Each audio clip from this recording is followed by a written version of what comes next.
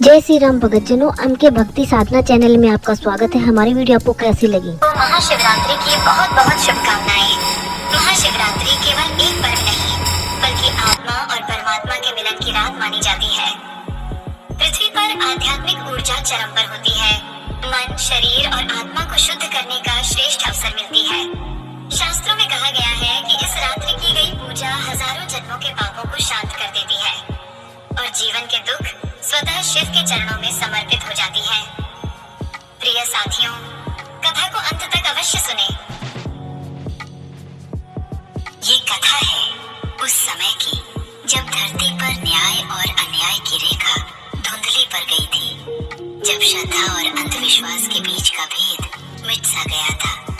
ये कथा है एक माँ की जिसे समाज ने तिरस्कृत कर दिया था, एक बेटे की जिसे पिता का साया भी नसीब न हुआ। उनकी दुनिया एक दूसरे तक ही सिमटी थी और उसमें भी केवल वेदना का साम्राज्य था। अमावस्या की काली रात सा उनका जीवन था। गांव के बाहरी छोर पर टूटी फूटी झोपड़ी में, जहां सूरज की किरणें भी शायद ही कभी पूरे मन से झांकती थी, वहीं रहते थे वे। माँ का नाम था राधा और उनके नन्हे बेटे का, जिसकी आंखों में अथाह जिज्ञासा थी, नाम था गोपाल। गोपाल, जिसकी उम्र अभी मुश्किल से 7 बरस थी, रोज पूछता था अपनी माँ की ओर बड़ी बड़ी आंखें उठाकर, माँ, हम इतने बुरे क्यों हैं? हमें भगवान क्यों नहीं देखते? राधा का हृदय अपने बेटे के इस सीधे से प्रश्न पर छलनी हो जाता था। वो उसे सीने से भींच लेती, उसकी पीठ पर हाथ फेरती और नम आंखों से आकाश की ओर देखती। कैसे बताए उसे कि उसकी माँ का कोई अपराध न होते हुए भी कैसे लोगों ने उसे अपशगुनी मान लिया है। कैसे बताए कि उसके पिता, जिन्होंने कभी राधा से प्रेम के वचन दिए थे, उन्होंने कैसे उसे अकेली छोड़ दिया था समाज के तीखे प्रहार सहने के लिए। कैसे समझाए कि कभी कभी धरती पर इंसान ही भगवान से भी बड़ा और क्रूर न्यायकर्ता बन बैठता है। आज भी दिन भर के काम के बाद जब वो सूखी रोटी और पानी लिए बैठी थी, गोपाल ने वही प्रश्न दोहराया, माँ, आज बाबा जी ने मुझे मंदिर में नहीं घुसने दिया। बोले, दूर रह, तेरी माँ तो अछूत है। नन्हे गोपाल की आवाज रुंध गई थी, उसकी आंखों में आंसू छलक आए थे। राधा ने तुरंत उसे अपनी बाहों में भर लिया। नहीं मेरे लाल, नहीं, तू बुरा नहीं है, तेरी माँ भी बुरी नहीं है। ये लोग नहीं समझते। वो खुद भी फूट फूट कर रो पड़ी। उसकी आवाज में वो दशकों पुरानी पीड़ा थी, वो उपेक्षा का जहर था जो नस नस में फैल चुका था। हर सुबह वो काम पर जाती, खेतों में मजदूरी करती, लेकिन जहां भी जाती, लोगों की तिरस्कार भरी आंखें उसका पीछा करती।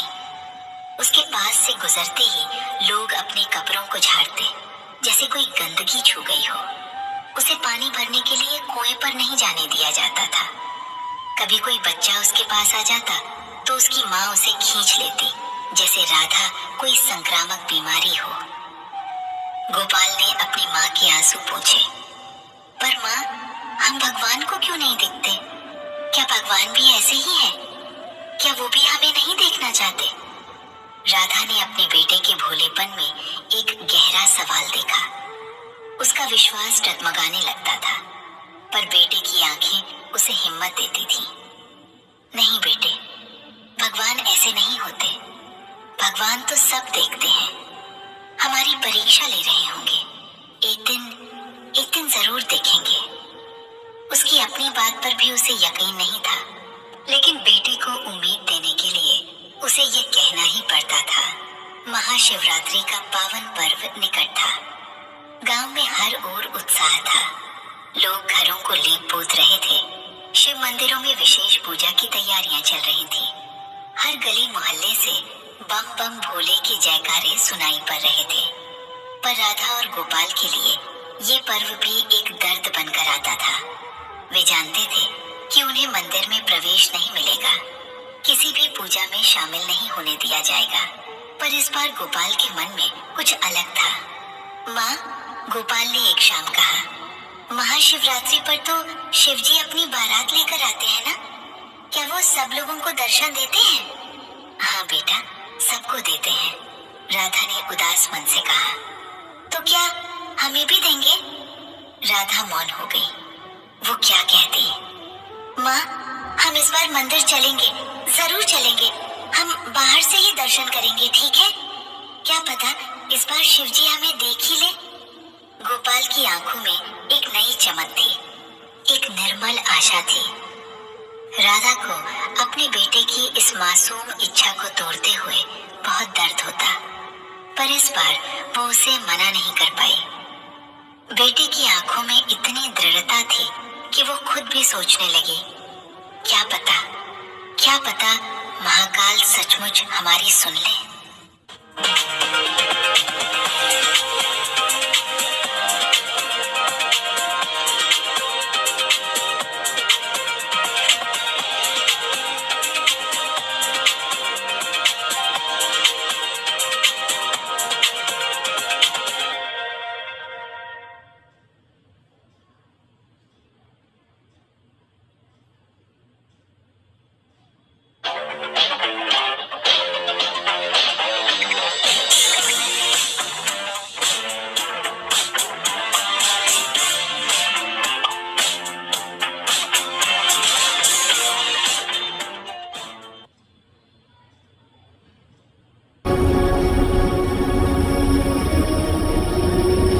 उसने हाँ कह दिया और उस रात उसने कई सालों बाद एक शांतिपूर्ण नींद ली।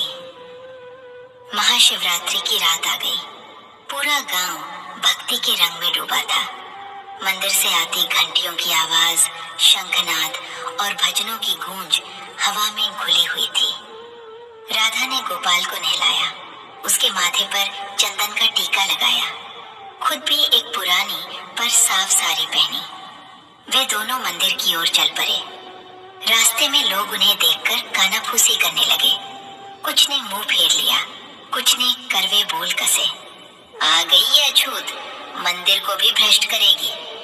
इसका लड़का भी इसी की तरह मनहूस है। राधा ने सिर झुकाए रखा। गोपाल का हाथ कसकर पकड़े रही। उसकी आंखें पहले से ही डबडबा रही थी। वे मंदिर के द्वार पर पहुंचे। भीड़ बहुत थी। अंदर शिवजी का भव्य श्रृंगार किया गया था। दीपक जगमगा रहे थे। अगरबत्तियों की सुगंध वातावरण में एक अलौकिक शांति घोल रही थी। पर राधा और गोपाल के लिए वो शांति नहीं थी। वे मंदिर के बाहर एक कोने में, जहां किसी की नजर उन पर न पड़े, बैठ गए। गोपाल ने मंदिर की ओर हाथ जोड़े। उसकी छोटी सी हथेली में एक टूटा हुआ बेलपत्र था, जो उसने रास्ते में कहीं से उठाया था। शिवजी, शिवजी, हमें भी देख लो, वो मन ही मन प्रार्थना कर रहा था। राधा की आंखों से आंसुओं की धारा बहने लगी। उसका दिल टूट रहा था। उसने इतने वर्षों तक इतना सब सहा था, पर आज बेटे के सामने ये अपमान उसे असहनीय लग रहा था। उसकी करुणा, उसका प्रेम, उसकी पीड़ा सब आंसुओं में बह रहे थे। हे महादेव, राधा ने मन ही मन पुकारा। मैंने कब शिकायत की, कब अपने भाग्य को कोसा, पर मेरे इस नन्हे से बेटे का क्या अपराध है?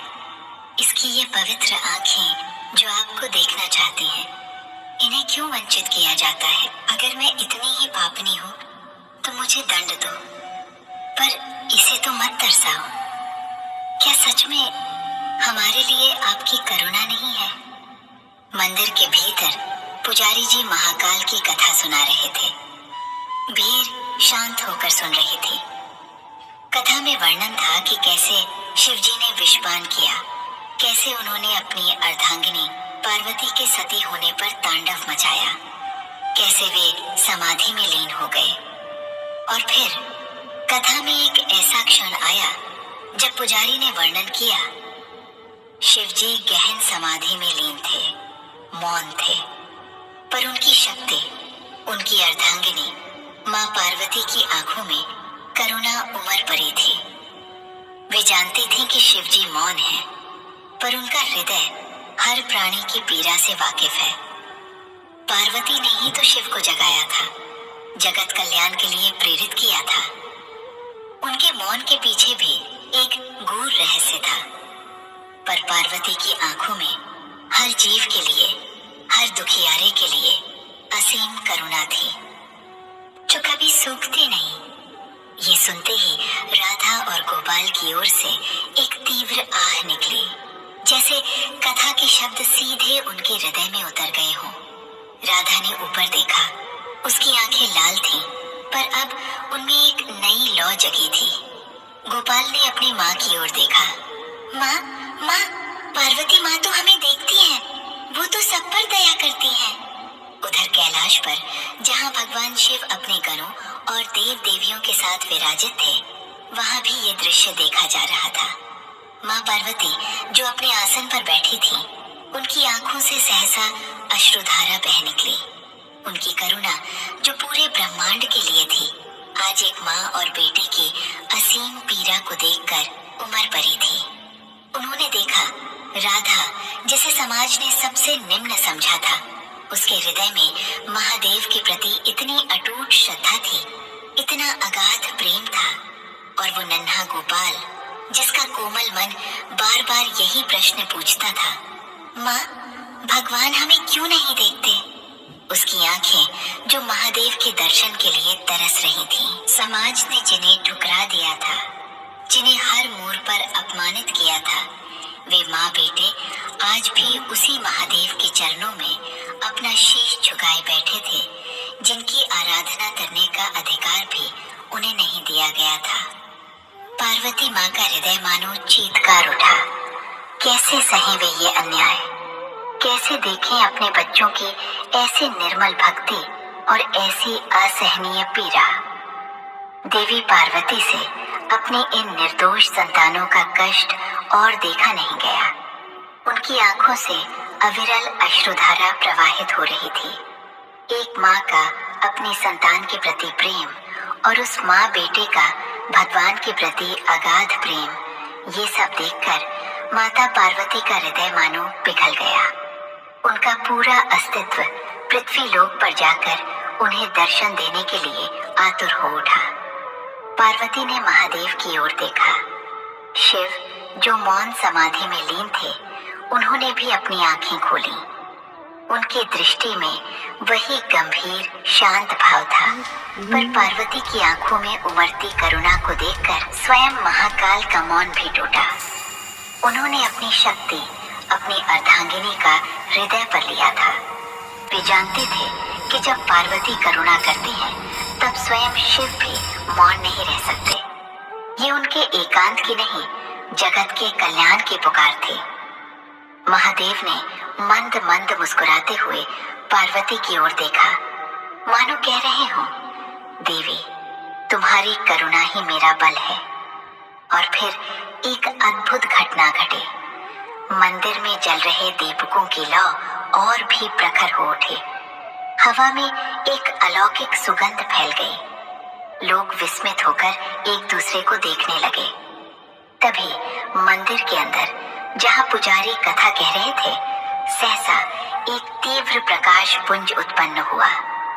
उस प्रकाश में शिव और पार्वती अपने दिव्य रूप में प्रकट हुए। ये एक स्वप्न सा था, पर वास्तविकता से भी परे।